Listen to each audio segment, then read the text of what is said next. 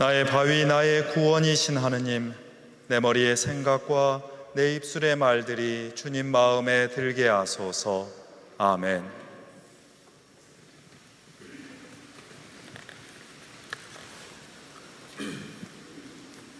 지난 주일에 이어 오늘 여러분을 이 성당에서 만나니 얼마나 기쁜지 모르겠습니다. 함께 하고자 했던 그리움이 성당을 향하는 우리의 발걸음을 가볍게 합니다. 서로 염려하고 격려하는 기도가 사회적이고 물리적인 거리를 넘어서 우리를 묶어줍니다. 몸은 잠시 떨어져 있었지만 우리는 여전히 하나인 것을 체험하는 지난 2달이었습니다. 마음과는 달리 여전히 성당에 나오지 못하시는 많은 분을 기억합니다. 오늘 이 성찬예 영상으로 마음을 함께하고 기도로 참여하고 있는 분들께 문안의 인사를 드립니다. 여러분의 환한 얼굴을 이 성당 빈자리에서 발견하고 있습니다. 주님의 부활 소식은 빈 무덤에서 시작되었습니다. 사랑하는 사람을 잃은 이들이 깊은 슬픔으로 무덤을 찾았을 때 그곳은 비어 있었습니다. 사랑하는 이를 떠나보내는 일도 서럽고 아픈데 그 시신마저 살필 수 없다니 무너지는 듯한 상실감이 밀려왔습니다.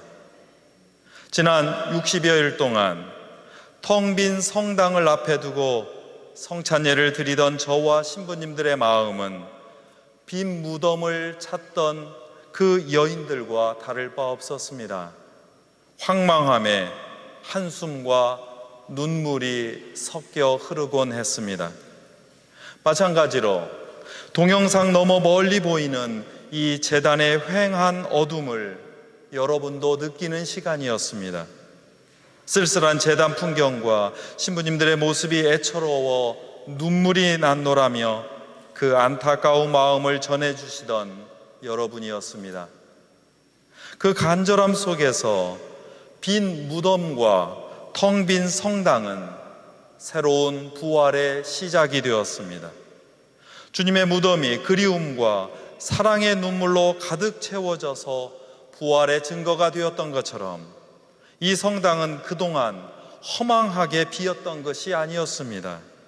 그리움과 사랑, 격려와 기도로 채워져서 부활하신 주님의 몸을 새로운 가족을 이루는 준비의 시간이었습니다. 오늘 이 성당을 다시 채우고 있는 우리는 부활한 그리스도의 몸을 이 세상에 드러내고 증거하고 있습니다. 신앙은 역설의 연속이지요. 새로운 생명인 부활을 증언하는 이 순간 우리는 그리스도교의 첫 순교자인 스테파노 성인을 만납니다. 성인은 코로나 사태를 맞이한 우리 인류에게 다시 한번 하느님께서 펼치신 구원의 역사를 되새겨 주십니다. 하느님은 사람을 구원하시는 분입니다. 고통과 어려움에 있었던 히브리 사람들과 더불어 구원의 역사를 이루어가는 그 경험과 약속을 마련하셨습니다. 그러나 사람은 자기 종교와 정치의 특권을 이용해서 세상을 지배하는 일에 더 관심을 보였습니다. 서로 존중하고 사랑하라는 그 계명을 사람을 옥죄는 율법으로 만들어서 많은 이들을 괴롭혔습니다. 하느님께서 만드시고 마련해 주신 창조 세계를 자기 멋대로 파괴하고 소비하며 살았습니다. 하느님을 섬긴다면서 실제로는 황금으로 만든 소를 섬겼습니다. 돈과 권력, 소비와 향락 속에서 살았다는 말입니다. 성인의 비판과 진실 선포는 사람들의 마음을 불편하게 했습니다. 사람들은 자기 듣고 싶은 대로만 듣고 불편한 진실은 못 들은 채 했습니다. 귀를 여는 대신에 사람들은 돌을 집어들었습니다. 진실을 받아들이기는커녕 진실을 선포하는 사람의 입을 다물게 하는 그런 폭력이 등장했습니다. 그리고 그것을 옆에서 수수방관하면서 거드는 사람도 등장했습니다.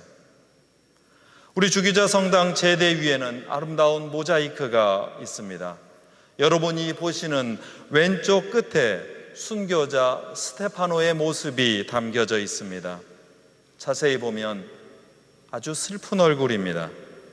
그는 앞치마에 생명을 살리는, 이웃들에게 나누어 주는 그 빵을 담아서 나누려 하고 있지만 그에게 날아든 것은 생명을 죽이는 돌팔매 돌이었습니다.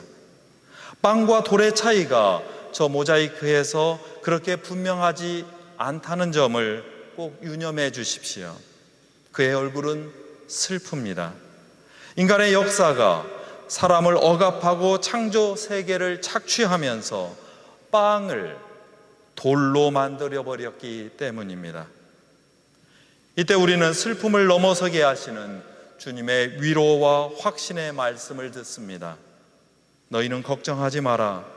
하느님을 믿고 또 나를 믿어라. 내 아버지 집에는 있을 곳이 많다. 나는 길이요 진리요 생명이다. 나를 거치지 않고서는 아무도 아버지께 갈 수 없다. 오늘 복음에 나오는 두 구절은 장례 때에 자주 들으며 위로를 받는 말씀이기도 합니다. 이 세상 죽음 이후의 삶에 대한 아주 큰 위로입니다.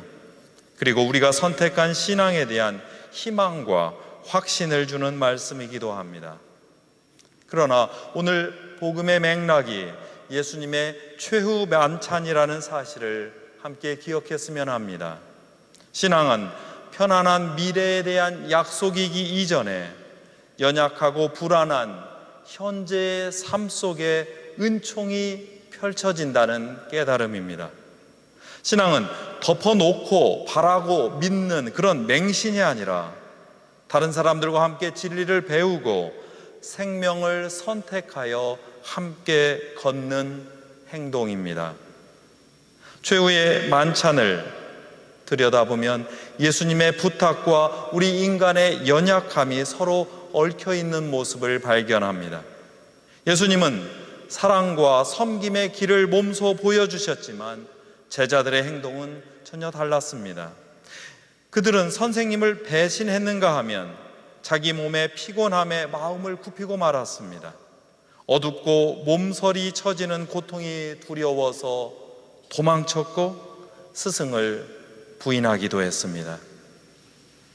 우리는 어쩌면 삶에서 모두 배신당하고 배신하는 사람입니다. 자신의 곤란한 처지를 핑계 삼아서 세상의 불의에 자주 눈을 감습니다.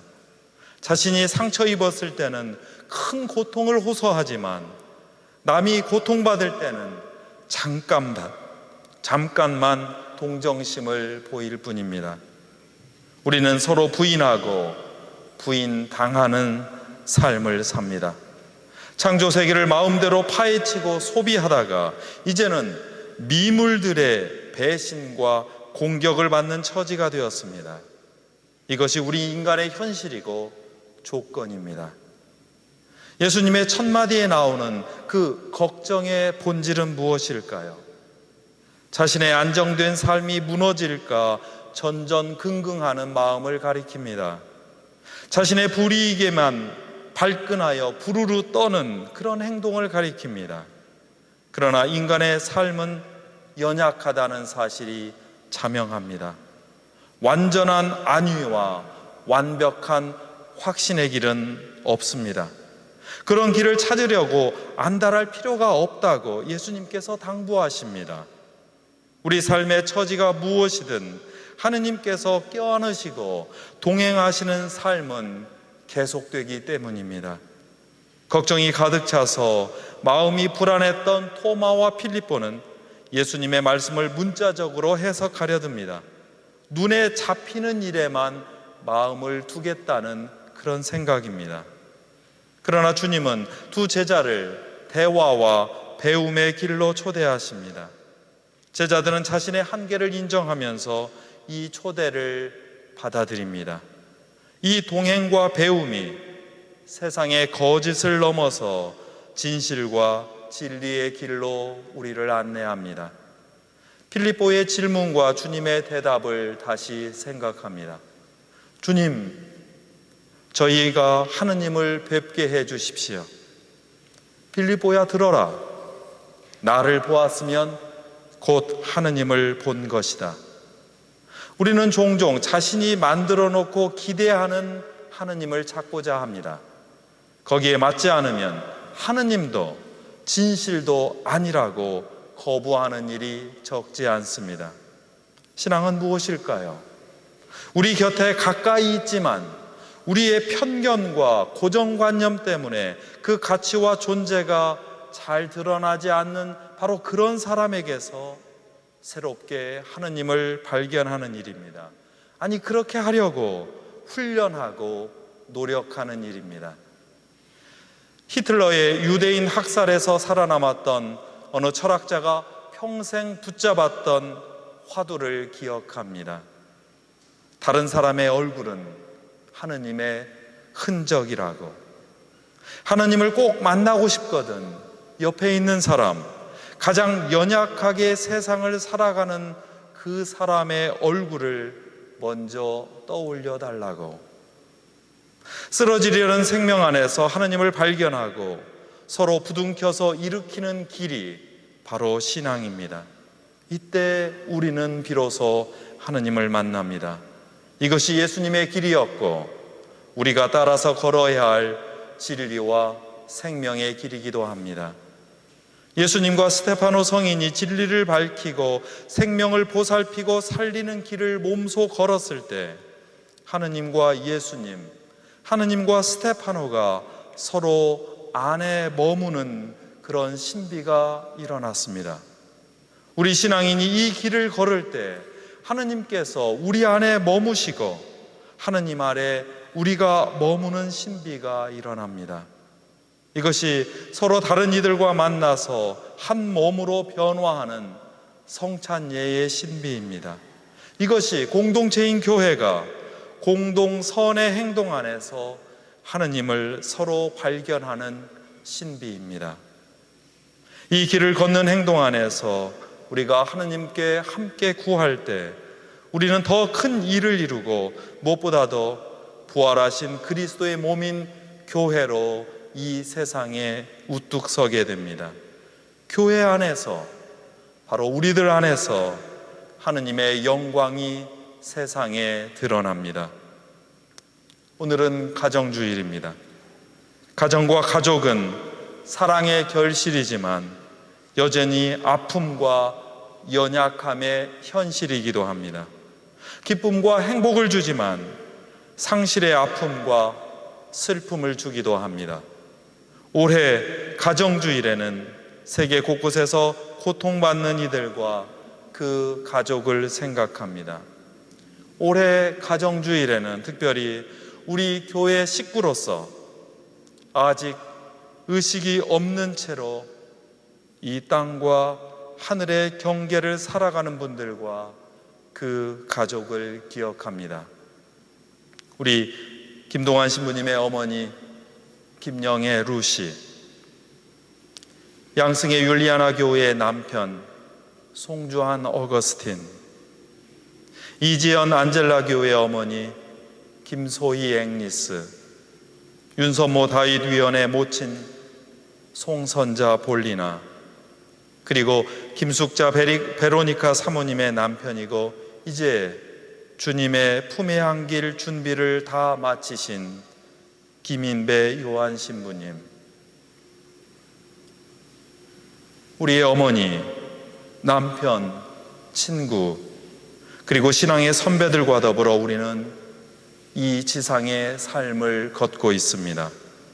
그것은 사랑하며 싸우고 화해하며 동행하고 다시 이별하고 슬퍼하며 다시 만날 일을 기약하는 연약한 삶의 연속입니다. 우리는 이 슬픔과 사랑의 문제를 우리의 머리로는 다 헤아릴 수 없습니다. 우리의 사랑도 사랑하는 사람을 죽음에서 구할 수 없다는 현실에 있습니다. 그러나 우리는 압니다. 그 슬픈 사람이 오히려 그들을 따뜻하게 덮고 있다는 사실을, 그 슬픈 사랑이 그들을 마음 안에서 보살피고 키워내고 있다는 사실을, 그 슬픈 사랑이 그들을 하느님께 온전히 맡겨서 오히려 그 생명의 완성을 만들어내고 있다는 사실을, 다만 이 연약함과 슬픔을 함께 견디어 달라는 그 관계가 우리 가정이며 가족이라는 사실을 다시 깨닫습니다.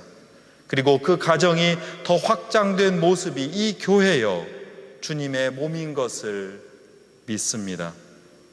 이 슬프고 사랑스러운 믿음 속에서 우리가 손을 붙잡고 함께 걸어갈 때 여러분은 하느님의 선택된 결례입니다. 여러분은 왕 같은 사제입니다. 여러분은 하느님의 소유가 된 백성입니다. 이 성당을 채우신 여러분의 빛나는 얼굴은 하느님의 영광이 깃든 하느님의 얼굴입니다. 성부와 성자와 성령의 이름으로 하였나이다. 아멘.